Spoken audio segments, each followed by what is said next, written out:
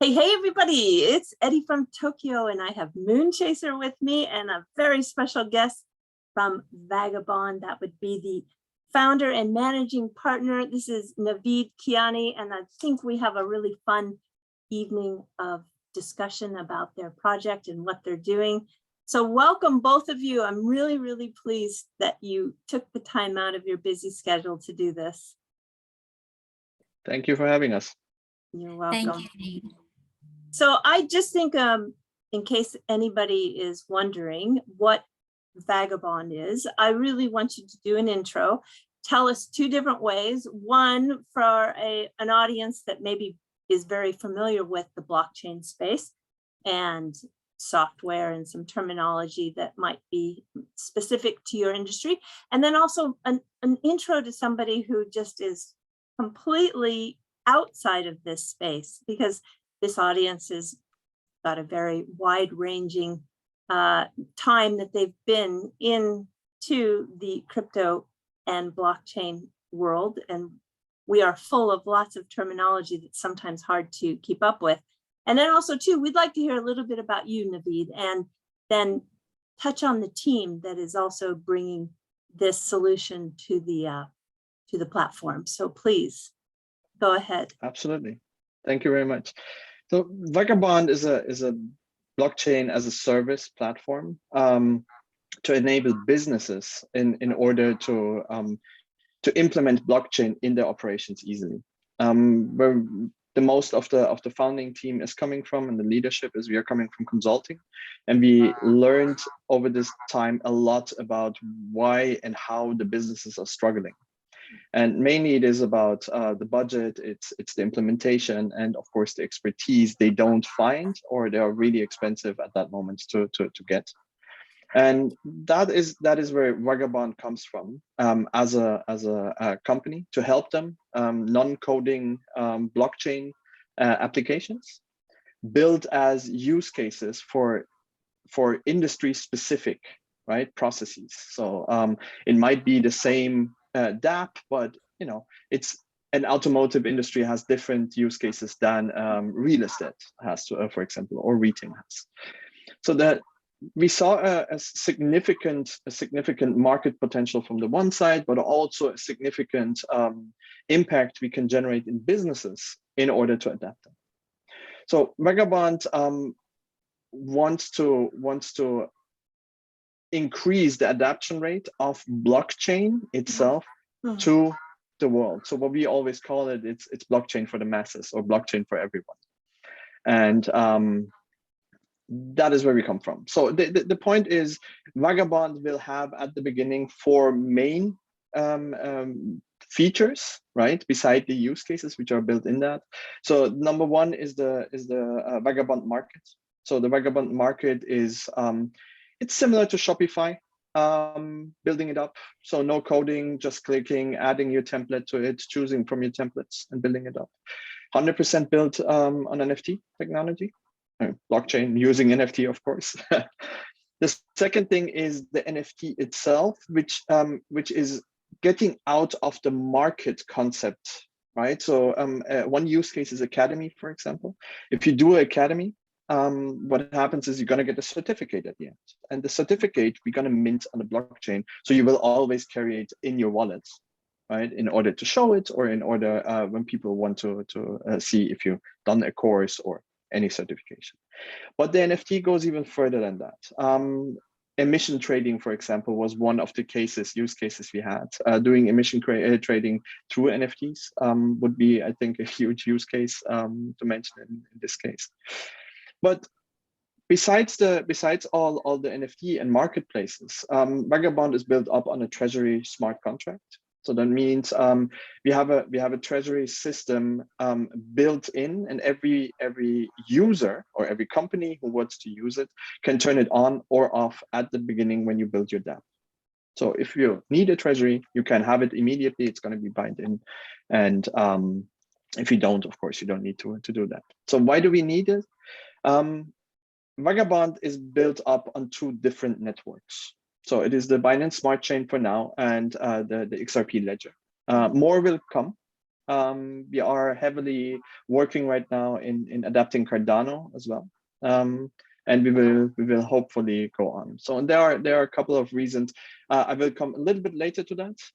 But for now, these are the networks. And the reason why these networks are so important for us is they bring different benefits we can implement into Vagabond itself. So of course, XRP Ledger, it's the green blockchain, high transaction speeds, low gas prices, compared to Binance Smart Chain at this moment, where smart contracts are enabled. Of course, XRP gonna follow with that, we know that, but for now, to get it up and running, the smart contracts are a huge part in the decision making to get there. So as I said, Vagabond is built up to minimize the development time and reduce the costs, right? And allowing to implement blockchain in an existing environment. That is what we saw as well. Getting blockchain integrated into legacy IT systems is not an easy task to do. So, and by building up an API system in the background, which helps to implement it into the enterprise solutions and the legacy enterprise solutions, can help companies to increase the adoption rate very easy. So I tried to combine both, by the way, the technical and non-technical part. I hope we're going to come into the technical part a little bit later, but this is mainly the vision and the idea of Vagabond, what we have right now. We are going, and this is I think very interesting to see when we talk about the team. We are going to get expertise from different fields into Vagabond to build up predefined spaces. So for example, myself, I'm coming actually from a gaming background. So I started in gaming in Europe, worked at Joe Wood, founded Tentacle Studios, did a lot of the games which today are the esports games, specifically in racing. So GTR was I think the first realistic simulation, which now in the future development stages, it's still the same engine though in the background, is the base of World Cars Racing, for example, and a lot of other projects. So this is where I came from. I went then into advertisement and digital transformation. So with companies, consulting companies, and building up their transformation strategies and implementing it, and ended then up in PwC, where I stood a long time. I was the chief experience officer over there, and was responsible for 6 locations in Europe. And had a huge team, and we were mainly in innovation space. So before we left, me, my team at that time, and the other founders left our jobs and started a company which is called TRXF. And I need to mention TRXF right now. TRXF is an experience consulting company, which is the sole owner of Vagabond, right? The spin-off gonna happen in January. So that's for myself. I was in the WPP group. I worked at PwC. I worked for Red Bull, and had my own companies built up and yeah, sold or integrated in other bigger companies.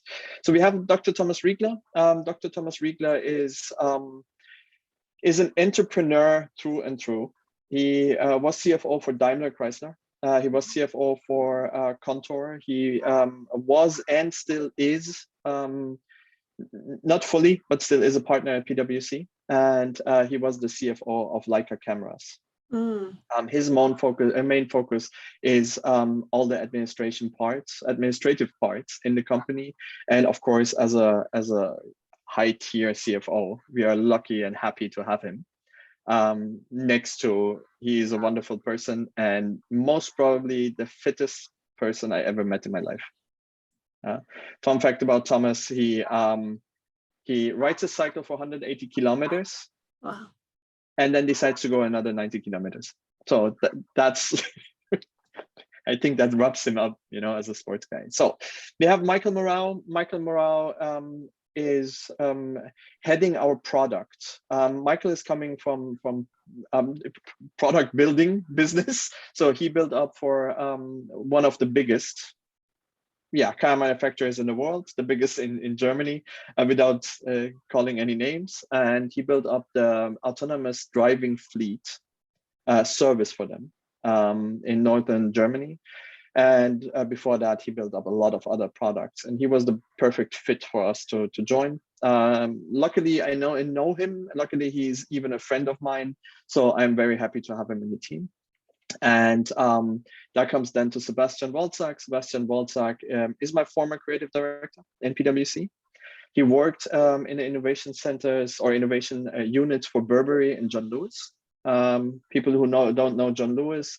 John Lewis is a department store in London, and it's not just a department store; it's the department store in UK. So he worked there. He was then in my team as a creative director and evolved and took care of all the operations of the PwC units we had. As we grew bigger, I needed support. And he's doing both. He's taking care of the design, but mainly on the operations of the company. So adding to that, we have a design studio in Ukraine.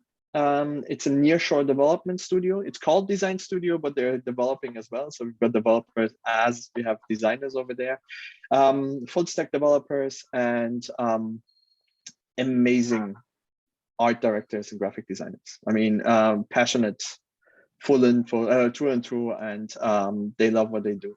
And Ukraine became our hub, to develop Vagabond. I am right now in Ukraine, so I was at the office earlier. I'm home right now, so that's where we are. It's 42 people sitting here, and we are planning to expand the team.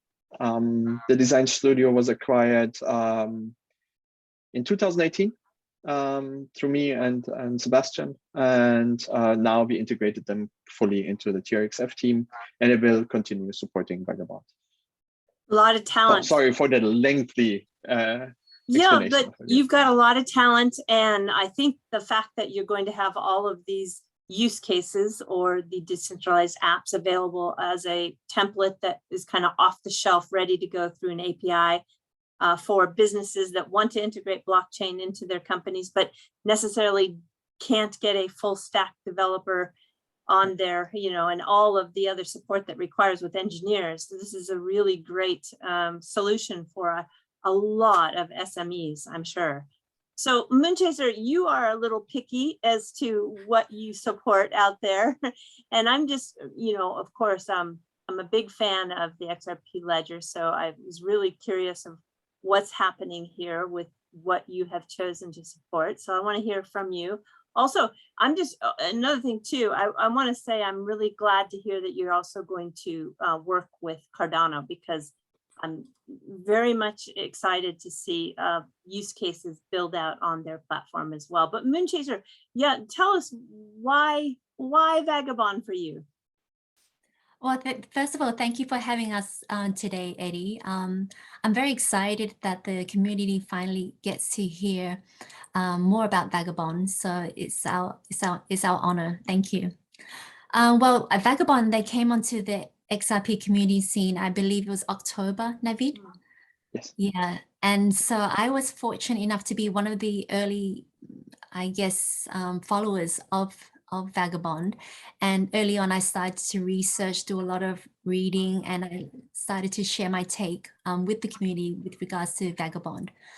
What stood out for me was, besides having a website, a real website, and a substantive white paper. Yeah, I saw the white paper. It's good.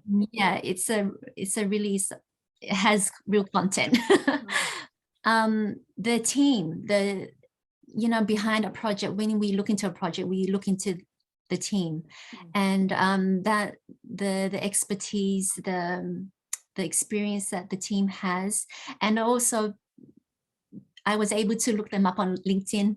So they're not just anonymous people, they're actually real people in the space, in the industry. So that to me was something that really stood out. And coming from a consultancy background from PwC, PricewaterhouseCoopers, one of the big 4 accounting firms, I'm thinking, all right, these are guys I have to really pay attention to. So besides the team, I think it's just a general vision of bringing blockchain to the masses. I think that is so intriguing. So I'm very excited that Navid is here today to really share with the community about what Vagabond is. Yeah, I appreciate it because I know you're about to jump on a flight in less than 2 hours, so we won't keep you long. I do want to hear though, like, give me some example of some of the use cases that are on the platform now. And also, what is it that you got planned for 2022, Navid? Absolutely. One of the major use cases we were looking very, very early into. It comes out of the DNA of the firm, driven, by the way, by Thomas Riegler. So is sustainability. So we very early partnered up. It was early this year, before we decided to really pinpoint which network, ledger, chain we're going to use. So we started to think about how do we build up a sustainability platform on Vagabond, right? So it actually went parallel, both developments of that.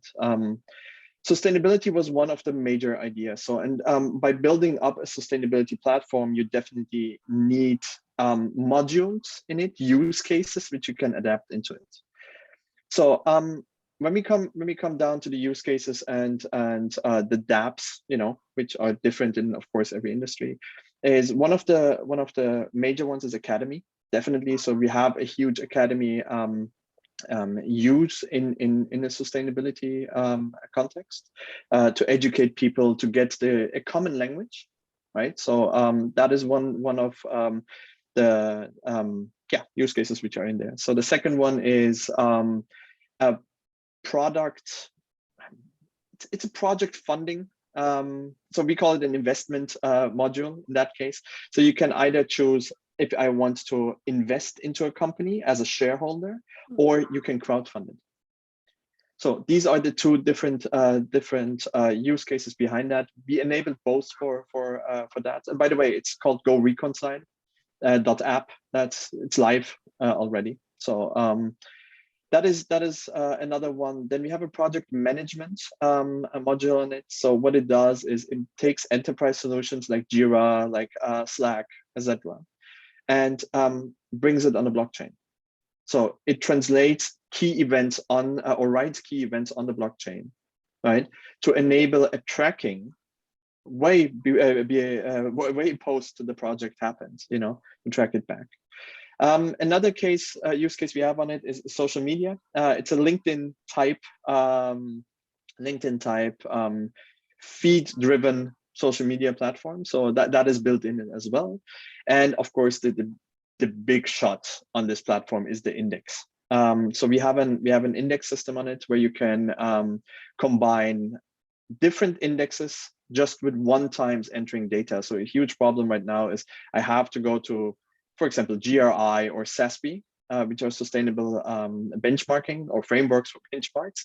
And you always have to type in the same data over and over again. Mm-hmm. So when we said it, you're going to type in your, for example, your emission grade or your emission footprint, etc., into it, and it's gonna calculate through the frameworks which are behind that on every single framework your data, which is, by the way, today very, very important because, of course, if you want to have a loan, they will ask you for the sustainability. Today, a few, in the future, almost everyone, right? Yeah. So that's one. That's one of the use cases, and I'm not doing justice to Go Reconcile. How many really will we more in a year's time? How many do you think you'll have on there? How many different types of product offering do you foresee, like in coming on in the next year? Well, we have a couple of main categories, which is, of course, supply chain and logistics, which is near to the blockchain. Accounting, a very, very big right? A big use case behind that. Then you're going to go to public services, may it be healthcare, right? Life science, may it go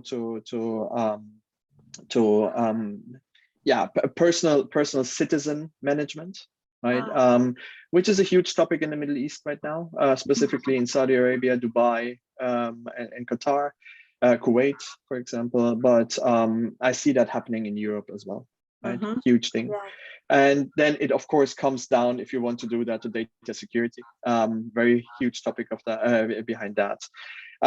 Digital copywriting and privacy is a main topic we have behind that, and then investment and fundraising, as I said. And if you take these main topics and go a level deeper of what are the real use cases for that, right? So starting with accounting, it's reports, audits, right, which you can do over that. As I said, public is and general health record, right, for public Really services. wide ranging. Yeah, look, it's a lot of use cases, but after all, it all serves the same, right? The same purpose. It's traceability, it's immutability, it's not being corruptible. So what blockchain stands for, and all these top categories needs to have all that in it. But if you drill down to the real use cases, it looks a little bit different, right? So, I mean, not the blockchain cases, but the main categories. So, for example, if you look into automotive space, hailing, riding, and pooling is a really big issue or big topic. But more than that, in today's world, where electric cars are becoming very, very popular and more every day. The main question remains is, what do I do with the batteries if they're end of life? So, and there are companies which are coming up for replenishment and recycling. So, and now if I get it together on the top level, logistic and supply chain, accounting, security, you know, all that comes together. Yeah. So, and this is how we build that up. And your question was how many we're gonna have. 2020 gonna be 5 to 7. It depends on if we get the right people on board, the right SMEs on board. What is for sure is definitely the e-commerce marketplace gonna be live in February for the public. We have always to decide what is for individuals and what is for businesses. Real estate is going to be a use case for 2022. Property management, specifically if you go for I don't know the English word, by the way. I look it up all the time and I forget it every time. It's the, what you call it, the mass housing, German Mass translation housing. into English. What would If that a company be? if a company has hundreds or thousands of for example, flats, I really can't remember the English word for that. It sounds like to me that you're talking about property management. It is property management. Yeah. Yeah. So and you know, combining that with maybe IoT, for example, and I'm just going a little bit too far, but you know, you are cutting off the middleman. So if somebody can go into an empty apartment and see it and, you know, rent it on that by a smart contract, that would be a really cool thing. But we are focusing on the property management. So automotive, I said, NFT, e-commerce, I said, real estate, I said. What we are building right now, and that is something which is going to be live in January, is an investment platform. So that means built on Vagabond. It's an option to invest in startups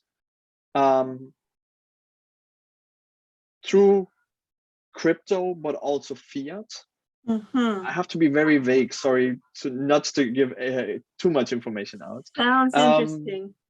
Yeah, so it is actually an investment management use case where individuals or bigger investors can invest into startups, where the due diligence is done by an entity behind that, where the term sheets are finished, everything is done. You can just download it It's up to date. You can look into it. If you agree, you can go directly into investment. So we take the costs away from the investors to do the due diligence, and provide them on the platform, and give the ability to stay anonymous if you want to. Interesting. Which fits into the decentralized idea, right? So yeah, I'm so looking forward to seeing that.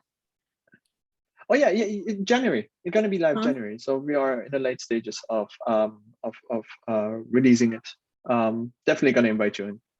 So these are the main use cases we have, and of course there will be all the other use cases I mentioned, like Academy, gonna be maybe a standalone. The possibility is there. If a client wants to have it, he can just choose it. Yeah.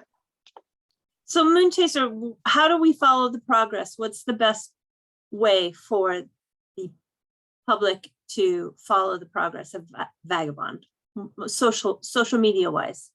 Social media wise, I think besides the website, I would say Twitter would be the main channel for communications. But besides Twitter, we also have a Discord and Telegram group as well. So maybe I'll put those links down in the description below. And I just want to hear just anything you want to say that maybe we have forgotten to talk about there, Moonchaser. Anything you want to add? Well, during Navid's discussion, he mentioned supply chain management. So I'm not sure, Navid, are you familiar with Vechain? I am. Admire this project very much. Oh, wonderful. So with Vagabond as a blockchain service platform, I find there's some similarities with Vechain, which is a blockchain platform designed to enhance supply chain management and business processes. So how do you differentiate? How does Vagabond differentiate themselves to Vechain? Thank you for the question. It's hard to say how do we differentiate ourselves, because first, Vechain is much further than we are. They are operating very or since a couple of years. But look, Vechain is, I said, I admire this project. You know, it's a respectful project. They are doing really good things. Nothing to say which is negative about it. The difference is, though, between us and Vechain. Vechain is operating their own blockchain.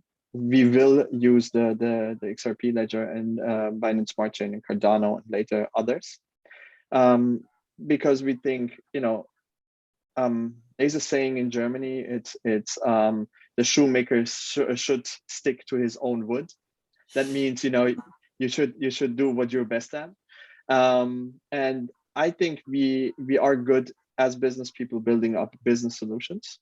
That's number one. And I think that the main difference is you do not need to have any development capabilities or resources in order to use Vagabond, right? Doesn't make it better or worse, right? Doesn't make the one project better than the other or worse. It's just two completely different cases, you know, for different businesses. So I assume the big clients they're using it for a reason, because they have different internal policies and compliances they have to follow, and they need fully customized solutions, where a middle market company do not have, right? And doesn't want to have the capabilities in-house, doesn't, you know, maybe are struggling through the pandemic and don't have the budget to do that. And that's where we are coming in, where we're gonna help them to still get into the blockchain space, right? And still use the power of blockchain. And I think that's the difference between the two different projects. So could people use it for just 30 days or 60 days, 90 days, a year? And then do they rent it from you, or do they lease it from you, or do they buy it from you? How is that use case transacted? Yeah, it's a subscription model, like you know it from all the software as a service projects. You pay a monthly fee. It's going to be a low fee. Right now it's priced at $29.99 for each of the dApps. I don't think we're going to touch that. We're going to stay with $29.99. So really that is oh yeah. Yeah, so that is one the one way to get into it. And as long as you want to use the service, you can use the service. We've got a 14-day free trial option, to test it. And in the like the platform is built up similar to each cloud solution you see out there. So you can see which data center you want to use, how much capacity your virtual machine should have, and which use case you want to use. And there is an image which gonna be installed on the virtual machine, and then you can use it as your own property. So you're not sharing this one with anyone else. The only thing which is shared though is of course the blockchain beneath it. But while you asked me that, maybe one sentence to that is, at the end, we are right now in hybrid model. So that means our virtual machines are running on the Google infrastructure and AWS, but the database and the storage is decentralized. We are moving, and that is one of the biggest steps forward for Vagabond 2.0, is going completely decentralized. So our virtual machines going to be decentralized as well. Fantastic. I'm just kind of curious, just the last question. When a customer does choose an app, do they have any idea which blockchain protocol it's running on? In other words, will it be categorized for, like, these are the selections that are done on XRP Ledger and these are the selections on Cardano? Or is it just going to be from behind and the customer doesn't need to know and won't know what it's running on? Yeah, I'm gonna make a lot of enemies now by answering you this question. Really? I was just thinking yeah. as a user. Yeah. Yeah. No, look. As I said, we want to have the benefits of each blockchain, right? In Vagabond. So we have a second layer built up. The second layer is interoperating with the different blockchains. But if we come down to transactions, well, XRP going to be superior right now. Right, so that is definitely the case. The other one is the sustainability part, right? Nothing to say about that. It's going to be XRP as well. Yeah. But if you come down to smart contract usage at this moment, definitely the Binance Smart Chain going to be superior against all the others. And then data security, etc. So no, nobody going to really find out which platform they're using. But yeah. Well, thank you so much for joining us tonight. I don't want to hold you up because I know you have a flight to catch. Moonchaser, thank you so much for coming. And I wish the best for both of you. And I will follow along on your progress. And do take care. Thank you, Eddie. Thank you very much, Eri. Thanks. Bye-bye. Thank you, guys. Bye. Thanks. Bye-bye.